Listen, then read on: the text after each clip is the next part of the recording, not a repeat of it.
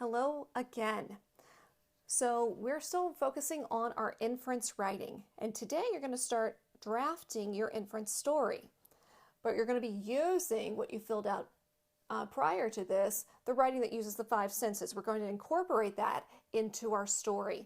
Remember, this is a story that's using a lot of inference. You're not going to give away your full hand here. You're not going to show the reader or explain exactly about your main character. You're going to leave it a little bit mysterious where the reader is going to have to infer who the main character is or what's really going on in the story.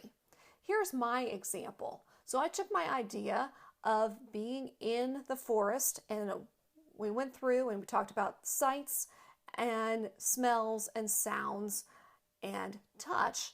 And this is what I came up with. And as I read it, I want you to see if you can figure out and use your clues to infer what is going on in this story.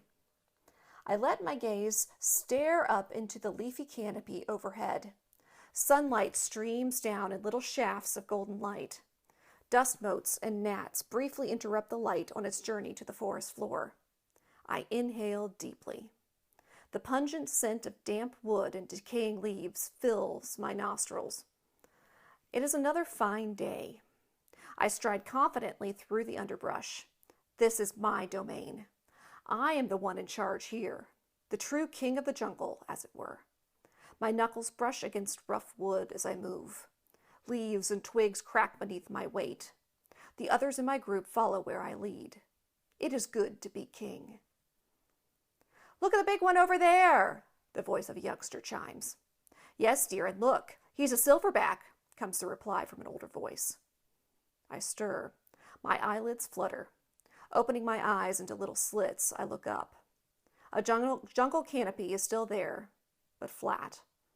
Mere images of trees and leaves cover the walls and ceiling. The smell of straw in my nostrils, I slowly rise. Met with squeals of excitement, I amble slowly to the glass. Hail to the king. Okay. Can you infer at this point, using the clues, what do you think is going on in my story? Can you infer what's happening? Okay, first of all, who is talking? Who is that main character? So we're using the pronouns, we're using first person point of view, we're using the pronouns I. So have you figured out, is my main character human? Okay, if you said that he's a gorilla, you're absolutely correct. What gives you that clue? He's a silverback. Okay, so he's a big male gorilla. Where is he? And what happened? Okay, that's right. Up here, he was dreaming, wasn't he? And he wakes up, and where is he? He's in a zoo. So he's dreaming of being in the wilds of the forest, but he wakes up, and he's behind the glass in a zoo. All right. Now it is your turn. What's going to happen in your story?